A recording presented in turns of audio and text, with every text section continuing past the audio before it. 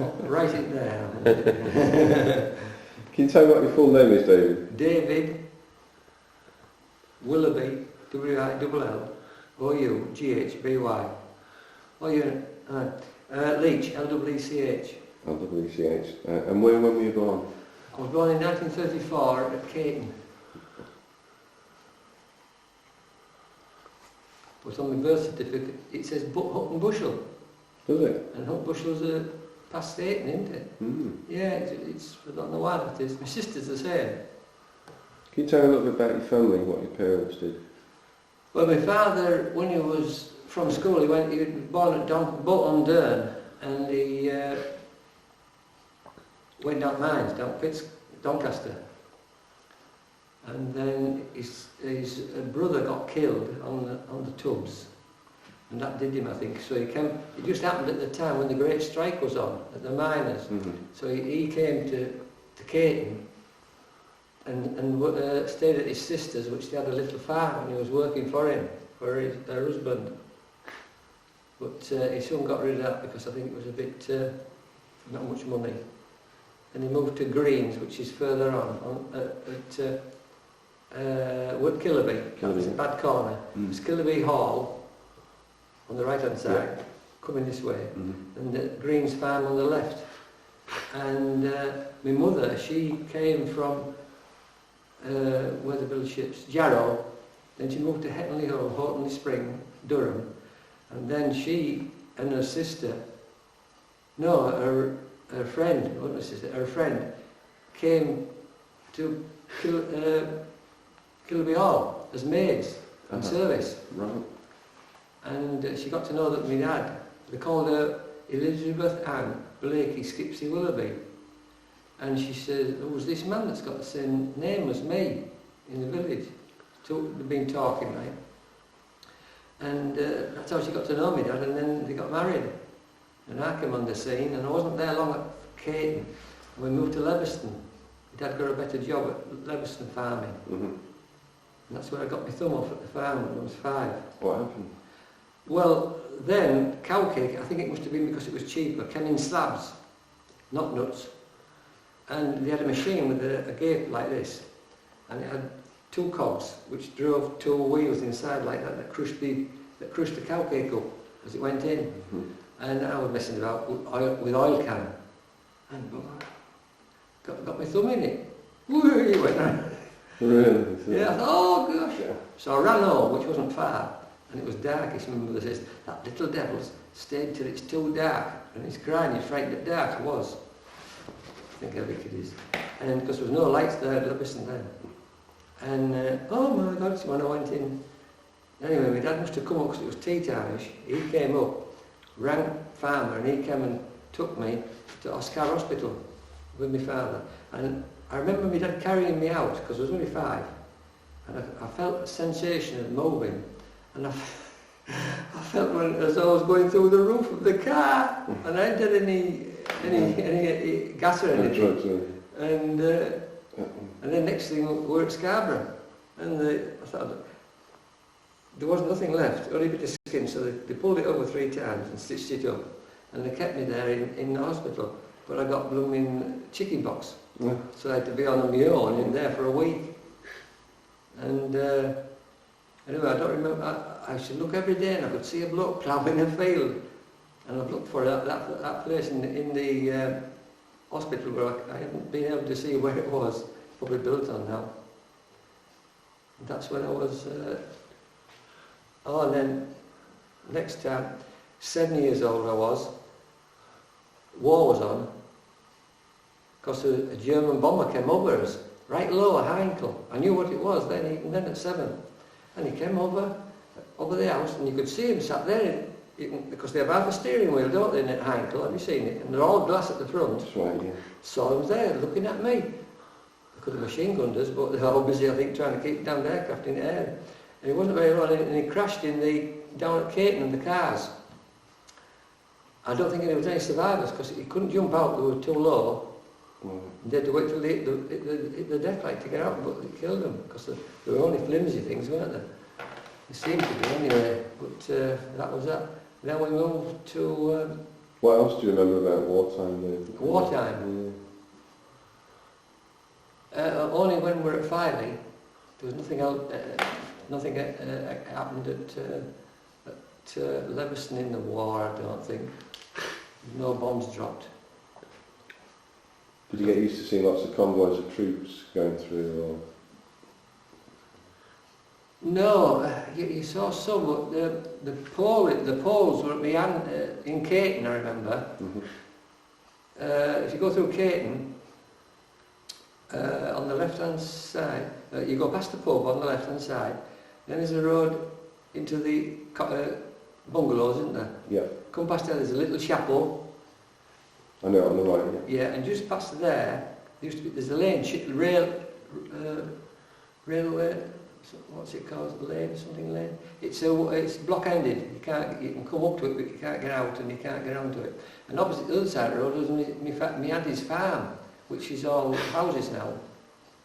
And that lane, I remember the Polish troops, and they had a great big thing full of stew. But it smelled good as well, because there was quite a few to feed. And I often wondered, I thought that wouldn't have done me anything to do with cooking on a ship or, like that. But I had to look after the crew in the Navy later on anyway. And I found out what it was to keep them pleased. We could have only easily chucked you outside if you hadn't been even the right thing. But that was the Poles at Caton, but I don't remember anything being stationed at Leveson. Do you have any brothers or sisters as well? I have a sister, yeah. Mm-hmm. She's just younger than me, a year and a half, year and 9 months. She lives at near Hull. She's in.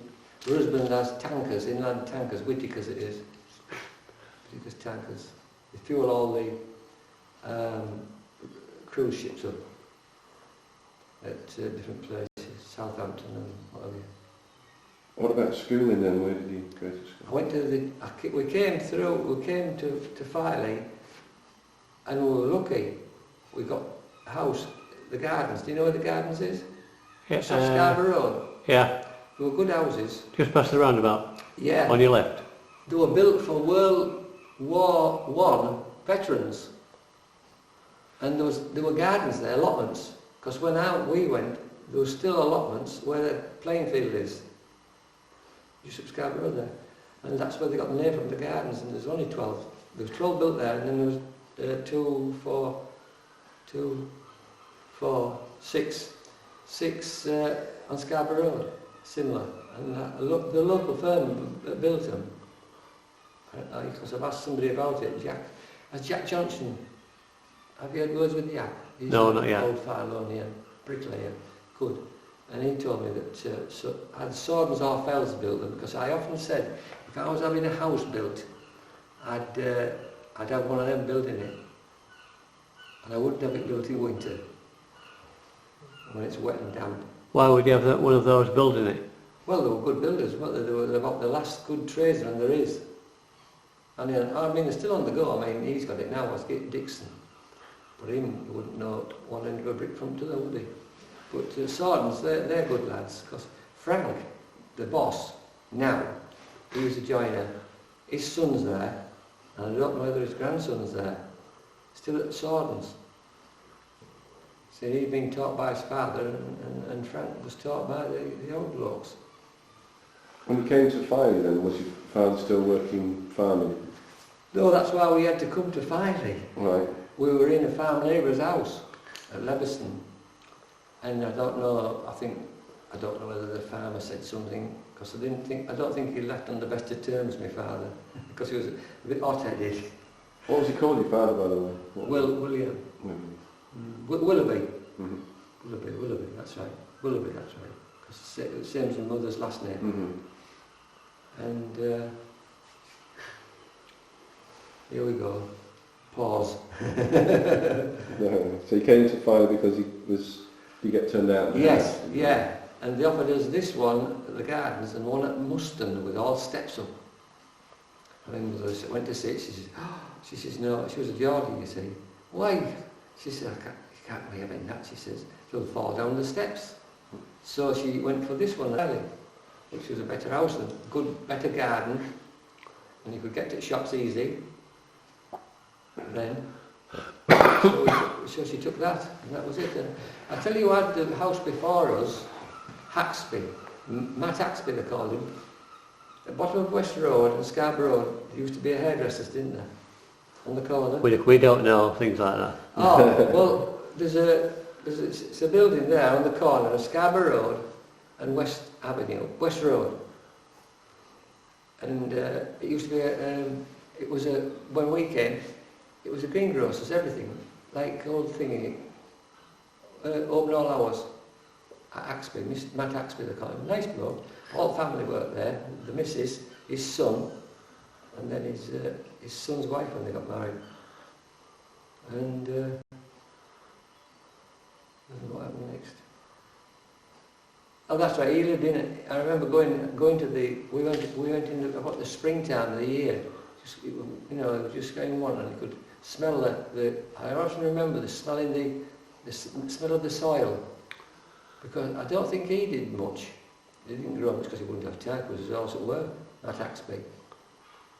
And then we soon got it dug over, and then and in the wartime there at Filey, they had you growing stuff.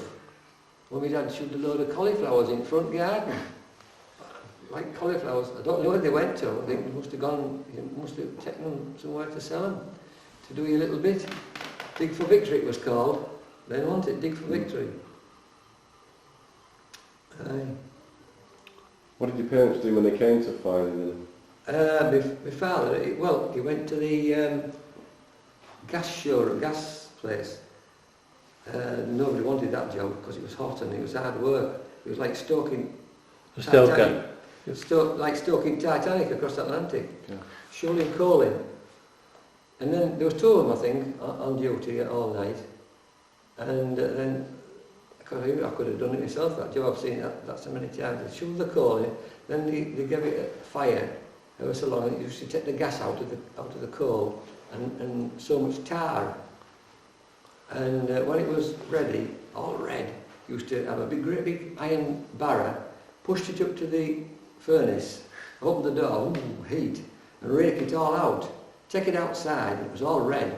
And that's when my dad says, and that's when you're allowed to get machine gunned. If there was an German about, all lit up, you see. And then he used to put it under this thing and pull a thing, and he used to squirt water down and cool it down.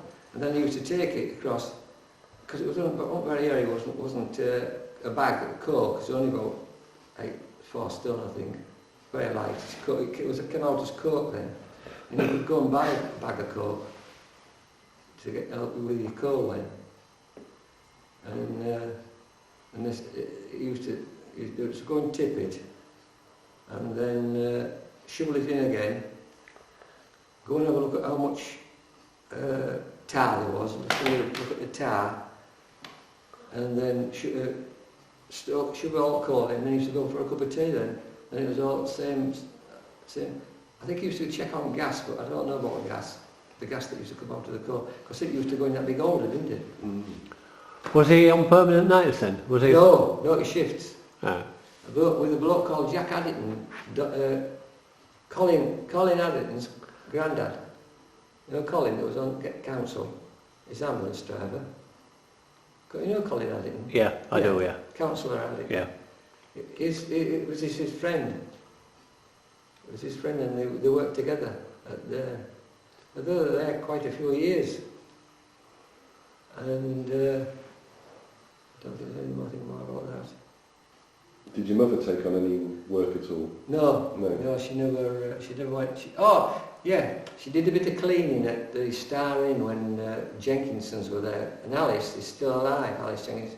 She rides about on a bike like me. And she'll be a bit older than me, I think, Alice. Yeah, she was well thought of there at Jenkinson's pub. Do you remember anything of the fishing and possibly the fish stock at the station? Yeah, well, I remember I hadn't been here very long, and I walked down to Cobb Landing. I don't know how I got to know about boats being down there. I went down there, and they were coming ashore, landing fish, because they used to land it there and took it out into boxes, different sizes, and then they weighed it, that's right, they weighed it, and then they tipped it on concrete and laid it out, the big cods, because it was cod like that then. Everything was laid out, but codlings were like that, codlings. Great heap of them for, I think they were 10 stones then, because they had boxes at the old 8 stone, they were called Norway boxes. I think they're from Norway. Used to make barrows with them. Get a pair of wheels and you had a barrow. And That was for the children to ride on. When you say barrows. a barrow? Oh no, that was to bring lines down with. They didn't bring vans then, they came, brought a lad. So one job I was wanted that, because I thought if I get in with lines I'll be able to help. Well, I got in anyway. Each van, there was 3 men in a boat, Yeah. and they had 4 lines, and lad after school or even at dinner time, to save him going down twice at night time at dark, he used to take lines down, you see, because there'd be 2 done, or probably only 2 done by dinner time, and then bring the empty ones, the lines up, they had to be turned over again, ready for baiting. We spoke to Bill Kappelman, and he said they had a wooden A yoke. yoke, Which yeah. Bill Kappelman? Oh, Bill, Bill Kappelman, he was, teacher. yeah. Well, I know one person and half another one. Bob Chewy, did you ever know him? He was in choir. He lived down there, Queen Street, and you know the last little Ginnell? That house there, he lived there with his wife called Lizzie. No, I didn't. His son's still alive, Robert, and I've been trying to catch him. He had a yoke, and he was the only one I remember going down there, walking on Sandhill where I've come up, with this yoke with 2 lines. Now I mentioned it to Bill Colley, Bullocky, Yeah. lives on Reynolds Street. He said, I had Jan, he says. So I don't know, I mean, he would never give you it, I don't think, Bill. He'd keep it till it's rotten. It was full of worms, I think.